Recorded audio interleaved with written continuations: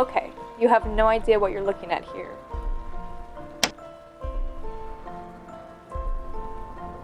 It's important that you understand the full story of how we got to this, so allow me to explain.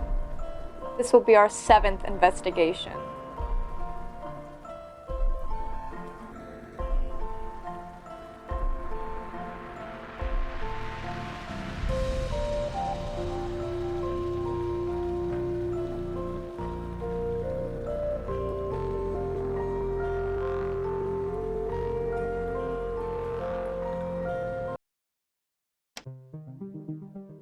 For this story, we really need to start at the beginning.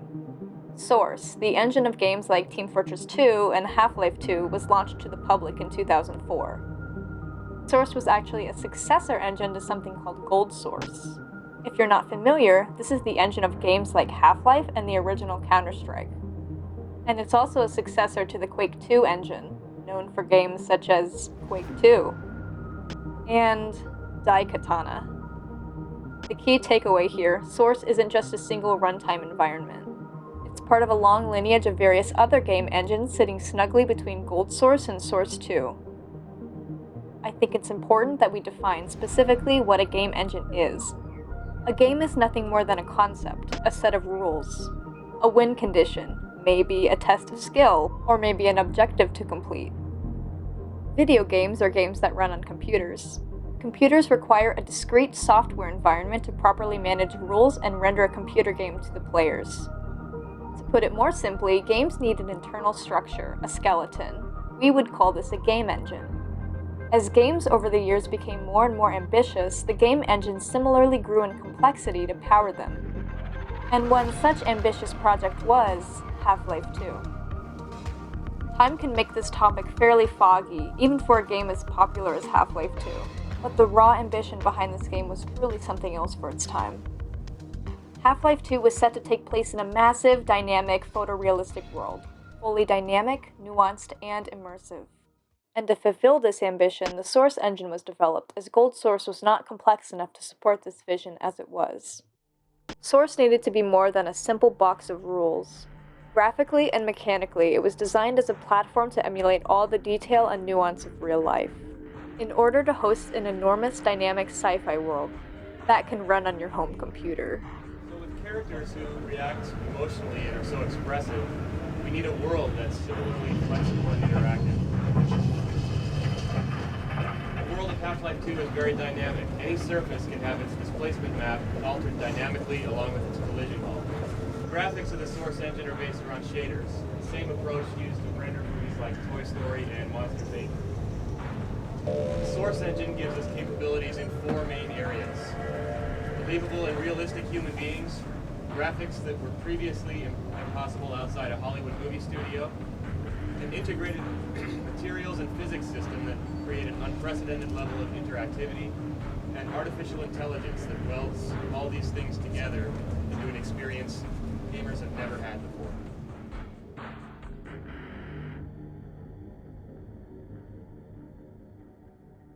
But obviously, this isn't how the story went in the end. And try to answer every possible question you might have left unvoiced. Because no matter how lofty the goal or motivated the team, 2001 technology is only capable of so much until it reaches a hard limit. A picture like this is photorealistic, until it's not. And this is exactly what happened with Half-Life 2. The ambition was too big for the game, and more importantly, the engine. And as the shortcomings of technology became clear, the game became trapped, in a way. Unable to breathe freely as it was originally intended to. The engine that was originally to bring this world to life became more like a prison, bound by limitation. These worlds simply don't have the required power to become truly dynamic. They were static, merely giving off the illusion of something more. An illusion that can quickly be broken. Source released in 2004, launching with Half-Life 2. And despite its shortcomings, it's lived on as somewhat of an enigma in its own special way. Source was, by no means, a failure, and its place as a huge technological leap in immersion is not to be understated. An And even though it has been succeeded by Source 2, it still retains a legacy unlike most other game engines. Not to mention its various mysteries. Bringing us to Interloper. You're probably still wondering what this has to do with these colorful squares, or Interloper. But trust us, it's better that we lay this out now before getting into that. On Interloper 5, we made probably one of the biggest breakthroughs in the entire investigation. A giant interconnected world running inside of Source. The 5th investigation also pushed us to our reasonable limits, requiring us to reach out to you, the public, for suggestions on how best to continue. In an email, we received a suggestion to use Gary's mod, and construct collisionless floating vehicles equipped with cameras and thrusters, sending them out into the void to travel autonomously.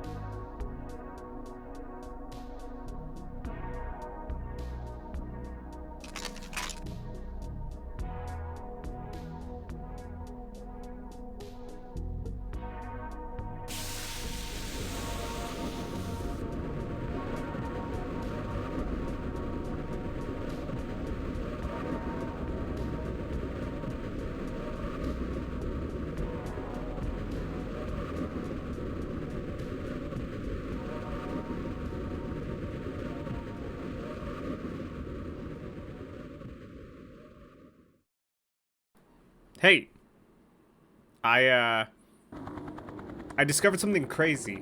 Okay, check this out. You're not gonna believe this. When I was doing a test just a few minutes ago, I made the mistake of pushing numpad 2. Now, we were using numpad 2 for a probe, right? Well, I was doing this in Counter-Strike, but I pushed numpad 2. Where did I go? I think they're still out there. Like, I think even though we're not watching them, I think we can still look at them. Now that's pretty crazy. That gives This means that with one runtime of Gary's mod, we effectively gain access to 16 probes traveling on their own, making exploration virtually effortless.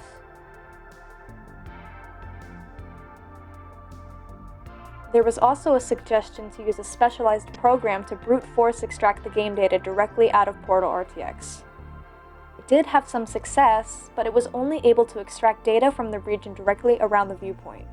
We will be using this to further explore void sites found by our probes. Now, one of the biggest suggestions came to us regarding the Ida Mona situation. Specifically, regarding these coordinates and this map. Even after talking with the Ida Mona archivist, we can't seem to find any leads on this coordinate, what it means, or how it should be interpreted. But looking back on the archived uploads did point us to an important clue. This map, from Weird Crash on TF2. Without context, this image doesn't make a whole lot of sense, but you can clearly make out a trajectory in a TF2 map called CP Steel. Some of you suggested going in this direction, so we gave it a look in the demo void.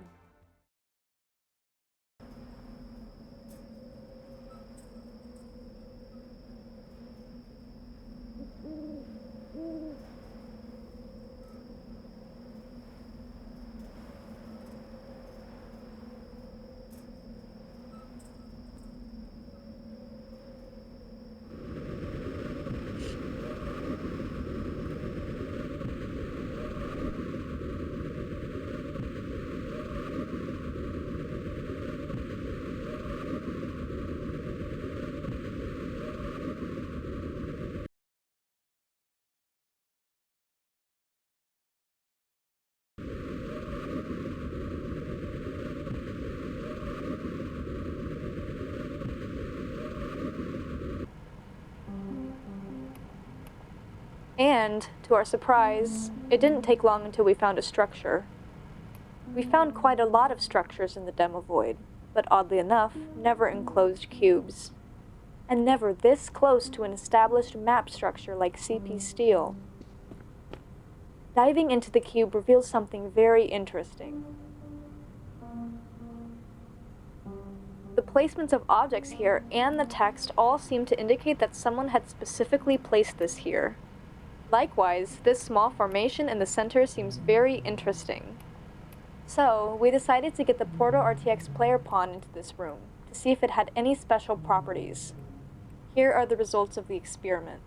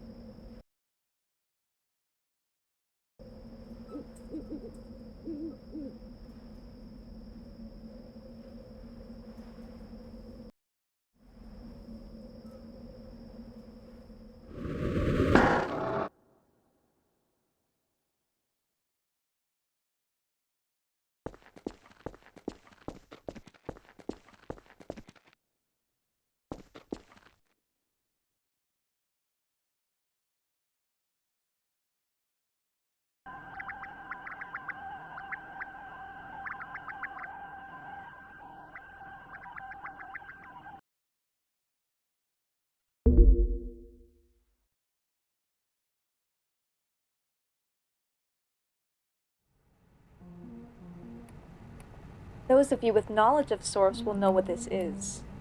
This is a program that comes with the Source engine called VRAD. When this error came into contact with us, it caused VRAD to run, then close the game. On its own, this is actually not that remarkable. We've seen hundreds of these throughout the investigation. Well, that's what we thought for a while. But a few hours later, things got very interesting while we were performing another test on Construct.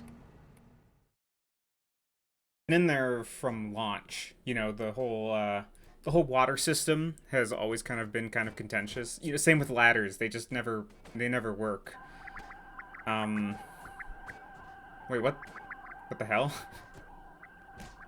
Did you see that? No, look at my stream. Look. What the Wasn't that the thing from yesterday? No, today. Did it follow us? All the way from CP Steel? How is that even possible? Dude, what? What is that thing? And why VRAD? Remember at the start of this presentation when I went over the history and intention behind Source? Well, VRAD is an integral part of that story. Immersive, photorealistic worlds heavily rely on lighting to convey a believable setting. But light is an incredibly complex mechanism in the real world. Light rays bounce around the world, filling the space with an untold amount of information. And for every ray in any given scene, they need to be calculated and recalculated on every single frame. This level of work is very complex, even for modern home computers, let alone computers from 2004. So Source needed a better, faster solution. VRAD is, in simplest terms, a ray tracing algorithm for Source. Here's how it works. Your map starts out like this, a flat digital void, where every surface is broken down into a set number of grid squares. When you're ready to build your source map, two programs called VBSP and VViz begin constructing the game world and saving it to a file. After which, VRAD is executed to create the lighting. The map surfaces are broken up into a series of patches, and calculations are performed to figure out their level of illumination based on the light sources of the game world, for every grid square in the level. These patches are then combined with the underlying textures. The end result is then compiled into the final BSP file, completing the process. However, since this process is only run once, this is merely a snapshot of the lighting information. For example, if we move this cube, you can actually see the facade begin to fall apart, because this light isn't actually light. It's more akin to a painting or a photograph, giving off the feeling of a fully lit world. So even though this looks like a world full of light, it's actually an illusion, just a facade, an approximation of reality. Remember, this is all a vast oversimplification, but it does help us understand what is happening here. First, where is the lighting information coming from here? And importantly, where is the data being saved? Well, we can figure out one of these answers by looking in the command log left behind by VRAD. And we can see that it's trying to save this new lighting data to a file called v_test.bsp. This file doesn't exist, not on the interloping machine. But what if we put one here, to capture this data ourselves?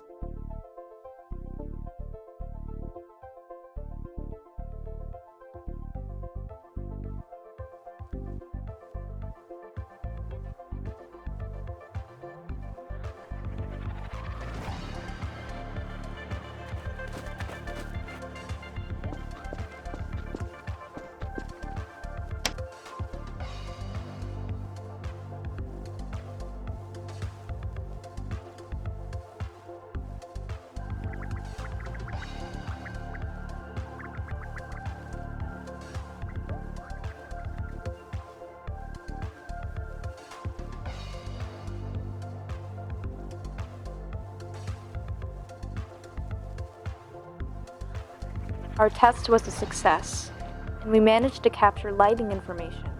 But it still doesn't really answer our biggest outstanding question. Where does this data come from?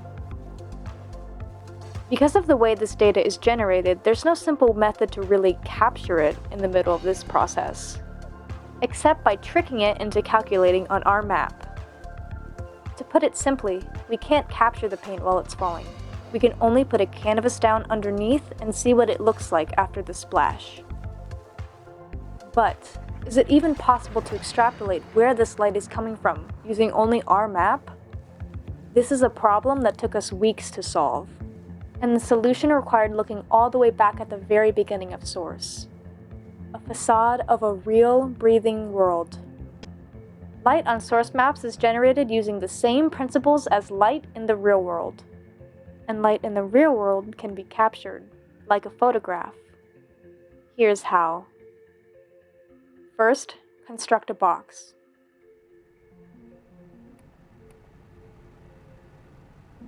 Make all of the materials black except a single side. Make sure this is a bright, reflective color. Then, on the opposite side, cut a small hole in the center of the wall. This is called a pinhole camera. In theory, light coming from this direction should bounce into the hole and scatter across the reflective pane. And this reflection should help us separate out each and every light source entering our box, giving us a full view or photo of the world in front of it, the world we can't see. After assigning this to our v-test map, we waited for the error to activate the calculation. And here's the result.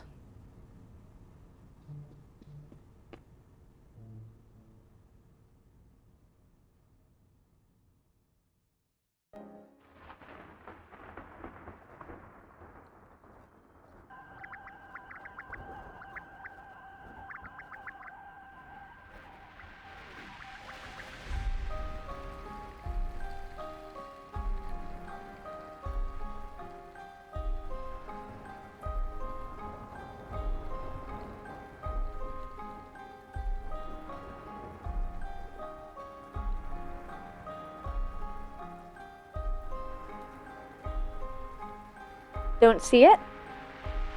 Let me make it more obvious.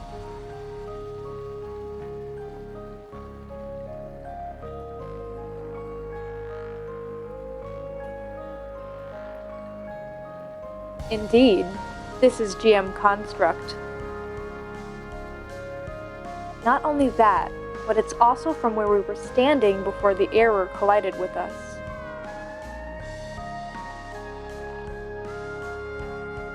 We can reproduce this experiment to confirm our hypothesis.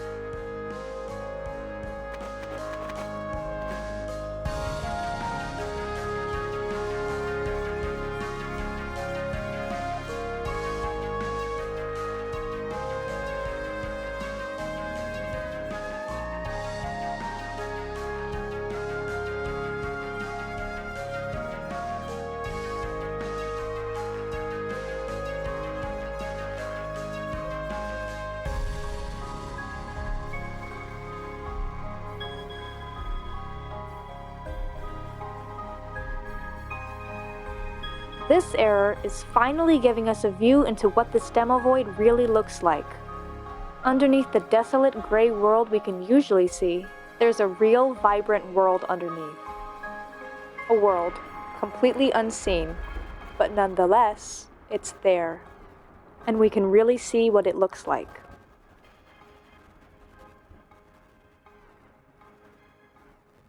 This development is in large part thanks to you all, for giving us these suggestions and helping us investigate.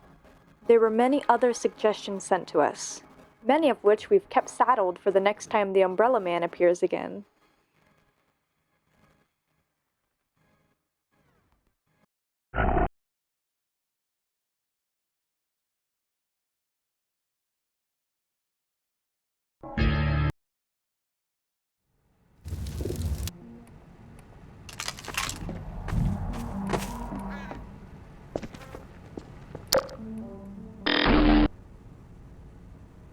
We've been checking every day since November began.